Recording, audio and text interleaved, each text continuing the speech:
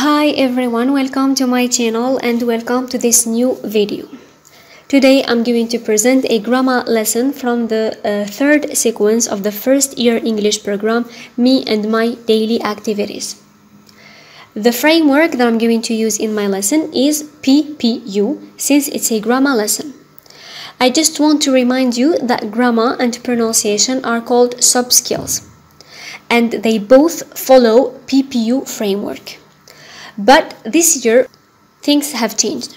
Pronunciation is not more presented as a PPU lesson, like as a separate lesson. It is integrated in a listening or a reading or even a grammar lesson. It's free to integrate it wherever you want. Now for grammar, it should be of course presented as a separate lesson because like the content of a grammar lesson is not like the content of pronunciation. And pronunciation is now more contextualized than before. I want to remind you too that PPU is a framework. The first P stands for presentation, the second P stands for practice, and U stands for use. We don't have to forget the first P, the very first P, which stands for preparation, which is very important in a grammar lesson. We move directly to the objective of the lesson.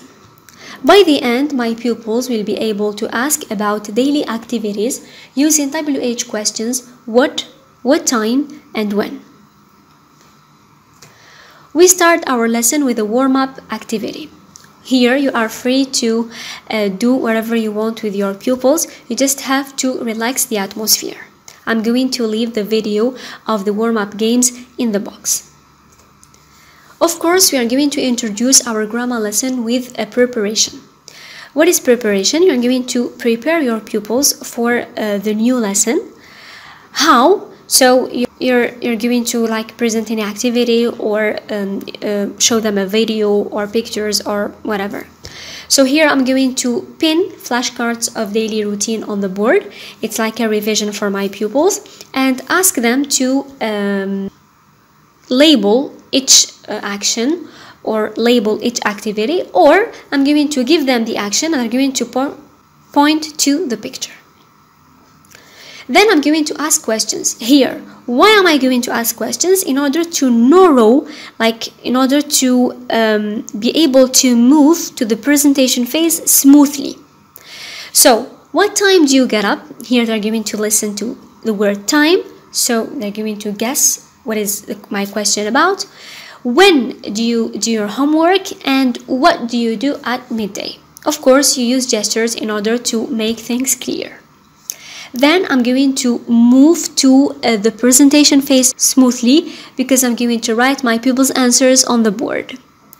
So, of course, after writing the date, sequence 3 lesson, and I'm going to leave the lesson empty, I write the examples. Of course, I have to use colors. I get up at 6:30 a.m., I do my homework in the evening, and she has lunch at midday. Here I have chosen 2 I's and 1 she in order to present the 2 forms of WH question with present simple, the personal pronouns I, you, he, she, it, and why not we. So here I'm going to underline 6:30 a.m. in the evening and has lunch. And I'm going to ask my pupils about the nature of these words underlined. Like, are they like places or time or actions or whatever. So I'm going to interact with my pupils, and then I'm going to make questions. If we have, for example, I get up at 6:30, so 6:30 is a time. So I'm going to ask question, what time?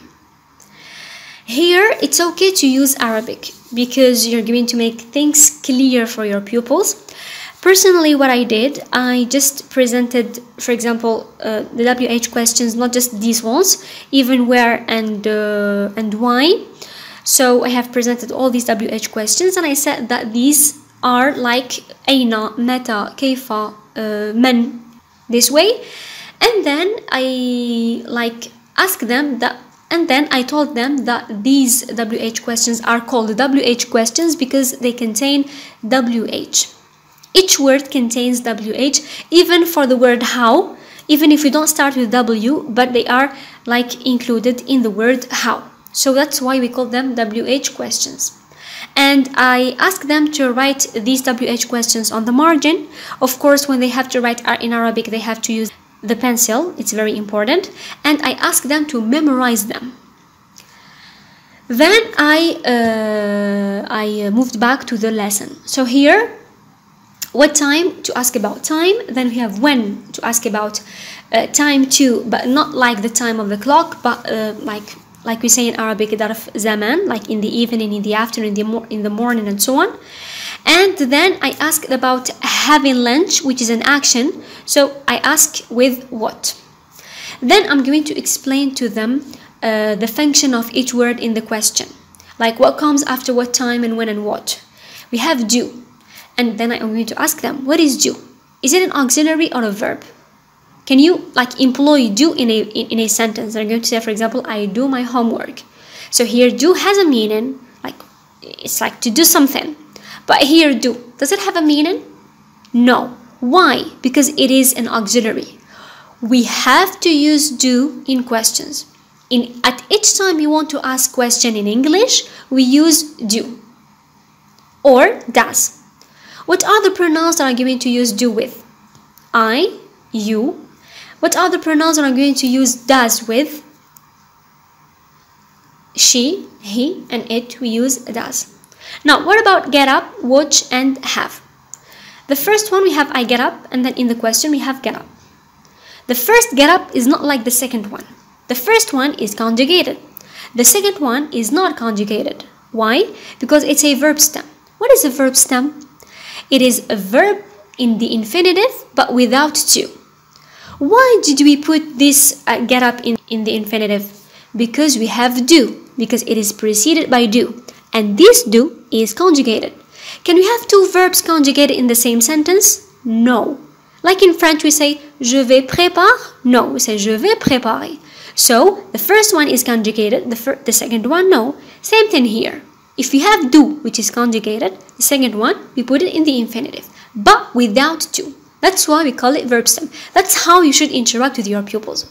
What about the third sentence? We have does. Where do we have does here? Because we have she, so we say she does, not she do.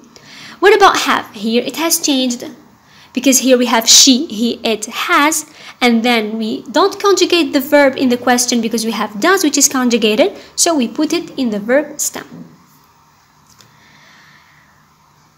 Then we are going to present activities. Here I think that the rule is compulsory. Yeah, like the rule is very, very important in this kind of lessons, especially for first year. But before we present the rule, I prefer to present an activity. Here, the aim is to get the structure.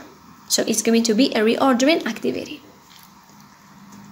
Then I move to a form-based activity too, which is going to be spotting the mistake. Here my pupils are going to recognize the difference between do and does. They're going to recognize the order of the words in the question. Then I'm going to present a rule, but it's going to be like an implicit rule, and I'm going to make my pupils complete the table. I prefer to be a table because it's more practical than like giving the just rule like set of lines. It's really boring, so I prefer to be like in a form of a scheme. So I'm going to present an example. When do you go to school?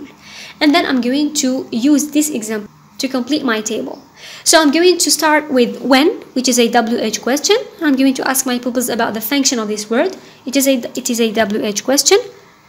And then I'm going to ask my pupils, what WH questions do you know? They're going to say what time, where, and so on. I'm going to mention them in the same column of when. And then I'm going to put do. Here, do. Is it a verb? No, miss. It's an auxiliary. Does it have a meaning? It doesn't have a meaning. So I write auxiliary. And here, believe me, colors are very important because they are going to follow the colors, especially visual pupils. Auxiliary, do. Do with I and you. Does with she and he and it. Does do have another function? Yes, miss. It can be a verb. So, if it is a verb, we write verb stem. For example, we say, when do you do, for example, your homework? So, instead of go, we put do. Here it's going to be a verb stem. Then I write go. Go, watch, have, brush, get up. I'm going to use the verbs of the daily activities, not new verbs. to make things clear for them. What is the function of these verbs? They are verbs stem. What is the verb stem? It is an infinitive without to. And of course, they're going to follow the colors. Verb stem with red, auxiliary with pink, and WH question with green. And here you may ask your pupils to give you examples with what, where, what time, and so on. Then I move to the third activity. It is going to be a meaning-based activity because your pupils have to understand in order to do it. They're going to read the answers before they put what time, when, or what. Then I move to the fourth activity. Here I'm going to it's going to be more communicative because my pupils are going to write the sentence on their own, to create the question on their own, relying on the underlined words. Of course, here I have a 7:15 a.m. I practice sport, and late. They're going to recognize what time, what is when, and what is what in order to put the suitable WH question, and of course to conjugate well the verb. So it's a meaning-based and a form-based. So it's a communicative-based activity. Then I move to the last activity where I ask my pupil to ask their partners, to make a dialogue about, to ask them about their daily routine using when, what, and what time. Of course, relying on the daily routine on the book. And of course, you're going to help them here, guide them, even provide them with vocabulary in order to facilitate things for them. And then when they finish their dialogue, you're going to memorize it, of course. Just have to rely on memorization because it's very useful with first-year pupils. That's all, my dear followers. Thank you for watching this video. I hope it was useful. Don't forget to subscribe, like, comment, and share. If you have any question, don't hesitate. Take care of yourselves. Goodbye.